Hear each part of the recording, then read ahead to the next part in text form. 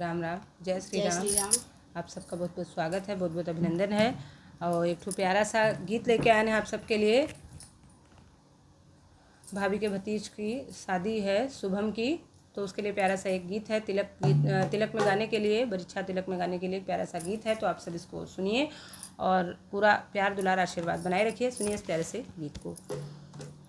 नदिया किनारे हम चमसूर भुअवायर चमसूर भुअवायर कोई नाही आवै चमसूरवा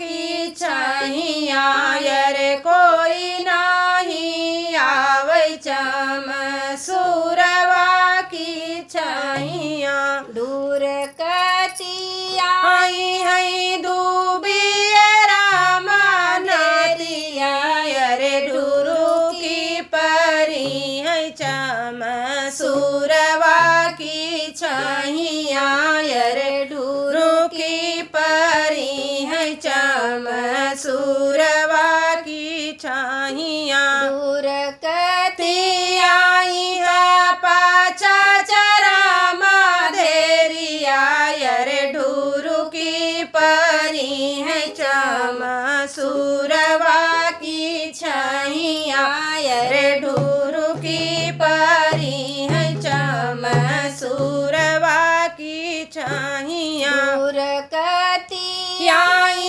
अपने भैया रामा बहिनी अरे ढूरू की परी है चमसूरवा की छैया अरे ढूरू की परी है चमसूरवा की छैया ताहमा शुभम बेटा पकड़ै गोरी बहिया अरे तान कंगना करौआ झरी जाय रे ललनवा अरे कंगना करौआ झरी जई है रे ललनवा ताहमा शुभम बेटा पकड़ै गोरी बहिया अरे कंगना करौआ झरी जई है रे ललनवा अरे कंगना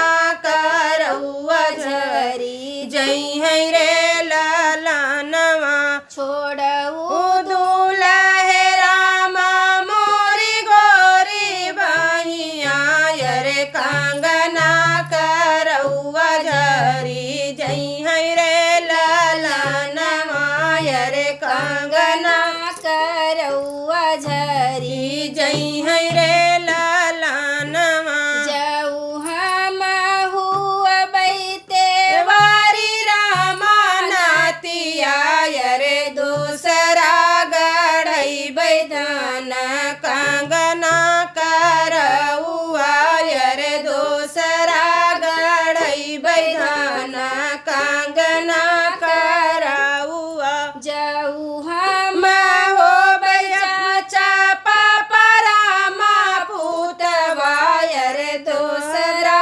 गढ़ई बैधन कंगना करौआ अरे दूसरा गढ़ई बैधन कंगना करौआ जऊ हम हो बैउली भैन रामा भैया अरे दूसरा गढ़ई बैधन कंगना करौआ अरे दूसरा गढ़ई बैरानी कंगना करौआ जऊ हम हो बैसब फूफरामा सर पुत अरे दूसरा गढ़ई बैधन कंगना करौआ अरे दूसरा गढ़ई बैधन कंगना करौआ जऊ हम हो बैर बिंद तू